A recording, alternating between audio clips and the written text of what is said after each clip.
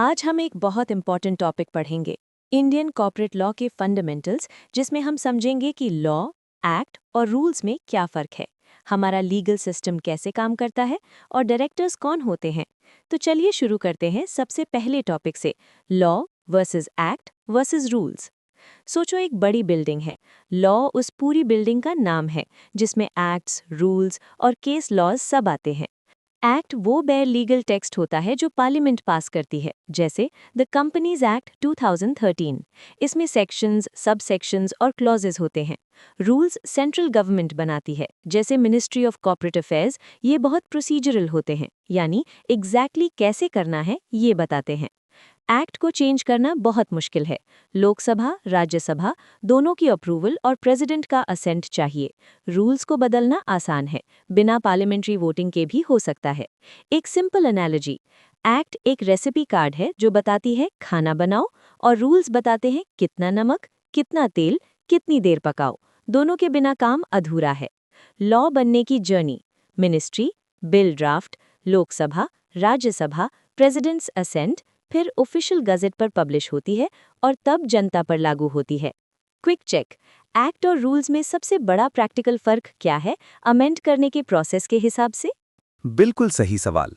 जवाब ये है कि एक्ट को अमेंड करने के लिए पार्लियामेंट के दोनों सदनों की अप्रूवल और प्रेसिडेंट का असेंट जरूरी है।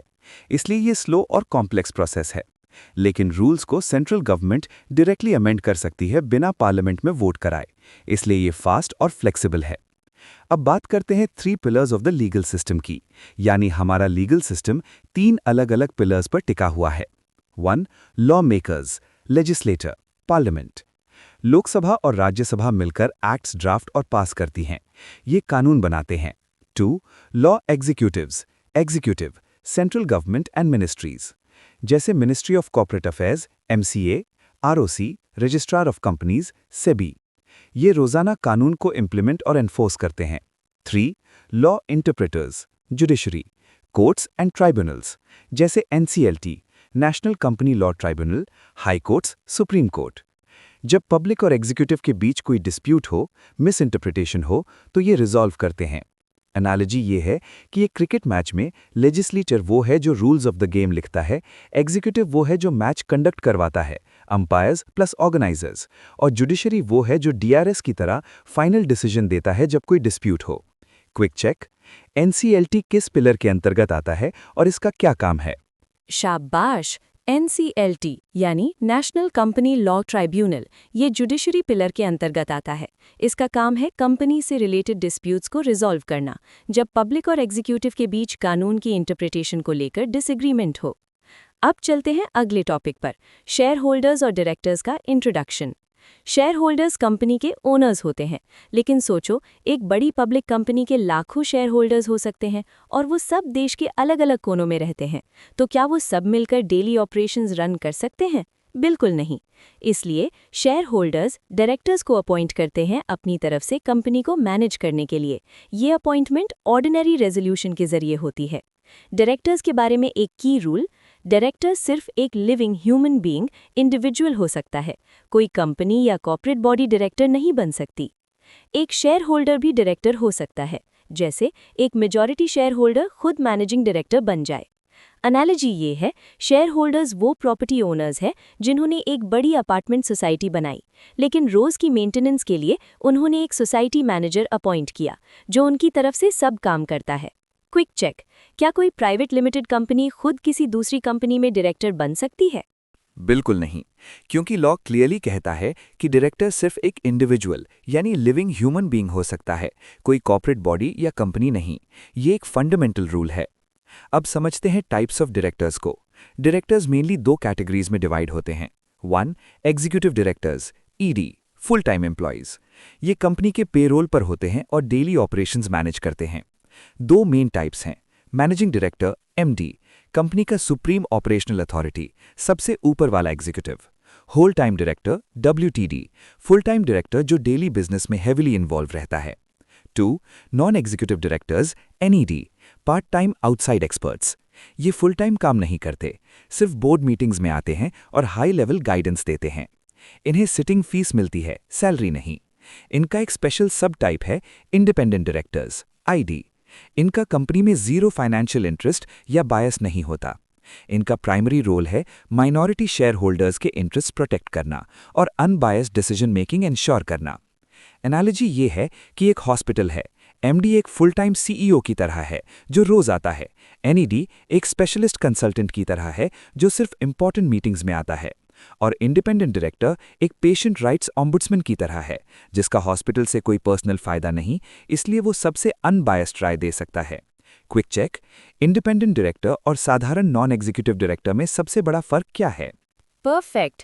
फर्क ये है कि इंडिपेंडेंट डायरेक्टर का कंपनी में एब्सोल्युटली कोई फाइनेंशियल इंटरेस्ट नहीं होता, न शेयर होल्डिंग न बिजनेस डीलिंग, इसलिए वो सबसे अनबायस्ड होता है, खासकर माइनॉरिटी शेयर होल्डर्स की प्रोटेक्शन के लिए। एक ऑर्डिनरी एनईडी के कुछ फाइनेंशियल टाइज हो सकते हैं। अब बात करते हैं सेक्शन 149(1) की, यानी नंबर ऑफ डायरेक्टर्स के स्टैट्यूटरी लिमिट्स की। Minimum directors 1 person company OPC minimum 1 director. 2 private company minimum 2 directors. 3 public company minimum 3 directors. Maximum directors, कोई भी कंपनी मैक्सिमम 15 डायरेक्टर्स रख सकती है। अगर 15 से ज़्यादा डायरेक्टर्स चाहिए तो एसआर पास करना होगा, जिसके लिए शेयर होल्डर्स की कम से कम 75% अप्रूवल चाहिए। इजी याद करने का ट्रिक, ओपीसी 1 पर्सन 1 डायरेक्टर, नाम में ही जवाब है। प्राइवेट 2, पब्लिक 3, मैक्सिमम 15, एसआर से ज़्यादा पॉसिबल। क्विक चेक, एक पब्लिक कंपनी के पास अभी 15 डायरेक्टर्स है, वो 2 और डायरेक्टर्स अपॉइंट करना चाहती है, इसके लिए क्या करना होगा? जवाब है, उस कंपनी को एसआर पास करना होगा जिसमें शेयर होल्डर्स की कम से कम 75% अप्रूवल जरूरी है। तभी वो 15 की लिमिट एक्सीड करके 17 डायरेक्टर्स रख सकती है। अब एक बहुत इंपॉर्टेंट प्रोविजो समझते हैं, women director, section 149(1) proviso. Law ये मैंडेट करता है कि सर्टेन कंपनीज में कम से कम एक विमेन डायरेक्टर होनी चाहिए। ये प्रोविजन डाइवर्सिटी इंश्योर करने के लिए है। एप्लीकेबिलिटी किन कंपनीज पर लागू होता है? 1 all listed companies without exception. 2 any unlisted public company जिसकी पेड अप कैपिटल ₹100 करोड़ या उससे ज्यादा हो और टर्नओवर ₹300 करोड़ या उससे ज्यादा हो। मेजरमेंट, ये criteria last audited financial statement के आधार पर चेक होता है। वैकेंसी फिल करने का रूल, अगर विमेन डायरेक्टर रिजाइन कर दे तो कंपनी को वैकेंसी फिल करनी होगी 3 मंथ्स या अगली इमीडिएट बोर्ड मीटिंग तक, जो भी बाद में हो। न्यू कंपनीज, जो नई कंपनीज इन क्राइटेरिया में आती हैं उन्हें इनकॉर्पोरेशन डेट से 6 मंथ्स के अंदर एक विमेन डायरेक्टर अपॉइंट करनी होगी। क्विक चेक, एक अनलिस्टेड पब्लिक कंपनी की पेड अप कैपिटल ₹80 करोड़ है लेकिन टर्नओवर ₹350 करोड़ है, क्या इस पर विमेन डायरेक्टर का प्रोविजन लागू होगा? हाँ, बिल्कुल लागू होगा, क्योंकि कंडीशन और है, दोनों में से कोई भी एक भी सेटिस्फाई होने पर प्रोविजन एप्लीकेबल हो जाता है। यहाँ पेड अप कैपिटल ₹80 करोड़ है, ₹100 करोड़ से कम है, लेकिन टर्नओवर ₹350 करोड़ है, जो 300 करोड़ की लिमिट क्रॉस कर रहा है। इसलिए इस कंपनी पर विमेन डायरेक्टर मैंडेटरी है। अब आखिरी section, small share holders director SSD, section 151। ये प्रोविजन छोटे इन्वेस्टर्स को प्रोटेक्ट करने के लिए है, ताकि मेजॉरिटी ओनर्स उन्हें साइडलाइन न कर सके। स्मॉल शेयर होल्डर कौन है? वो शेयर होल्डर जिसके शेयर्स की नॉमिनल वैल्यू ₹20,000 या उससे कम हो। एप्लीकेबिलिटी, ये प्रोविजन सिर्फ लिस्टेड कंपनीज पर लागू होता है। अपॉइंटमेंट प्रोसेस, कम से कम 1000 स्मॉल शेयर होल्डर्स या टोटल स्मॉल शेयर होल्डर्स का 1/10 यानी 1/10वां हिस्सा, इनमें से जो कम हो वो मिलकर जनरल मीटिंग से 14 डेज पहले कंपनी को नोटिस देंगे। एसएसडी की एलिजिबिलिटी, एसएसडी खुद स्मॉल शेयर होल्डर होना जरूरी नहीं, कोई भी केपेबल आउटसाइडर हो सकता है, लेकिन उसे इंडिपेंडेंट डायरेक्टर जैसे क्राइटेरिया मीट करने होंगे। अनबायस्ड, कोई फाइनेंशियल इंटरेस्ट नहीं, वो लीगली डिस्क्वालिफाइड नहीं होना चाहिए, जैसे इंसॉल्वेंट या अनसाउंड माइंड। टेन्योर और restrictions, 1 maximum consecutive tenure 3 years. 2 एक साथ 2 से ज़्यादा कंपनीज में एसएसडी नहीं बन सकता और दूसरी कंपनी डायरेक्ट कॉम्पिटिटर नहीं होनी चाहिए।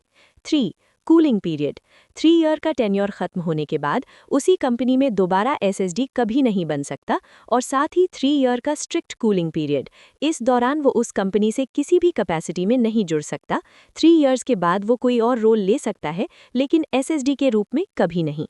क्विक चेक, अगर एक एसएसडी का 3 ईयर टेन्योर खत्म हो जाए तो क्या वो अगले ही दिन उसी कंपनी में एक इंडिपेंडेंट डायरेक्टर बन सकता है? बिल्कुल नहीं। ये स्ट्रिक्ट कूलिंग रूल की वजह से संभव नहीं है। 3 ईयर टेन्योर खत्म होने के बाद उसे उसी कंपनी से 3 इयर्स तक किसी भी कैपेसिटी में जुड़ना कंप्लीटली प्रोहिबिटेड है। चाहे वो इंडिपेंडेंट डायरेक्टर हो, एम्प्लॉय हो, कंसल्टेंट हो, कुछ भी नहीं। 3 इयर्स के बाद वो कोई और रोल ले सकता है, लेकिन एसएसडी के रूप में कभी नहीं। अब चलते हैं आज के पूरे कंटेंट के फाइनल समरी की तरफ। आज हमने सीखा 1. Law versus act versus rules.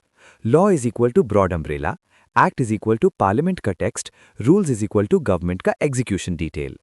Act बदलना हार्ड, रूल्स बदलना इजी। लॉ ऑफिशियल गजट में पब्लिश होने पर लागू होती है।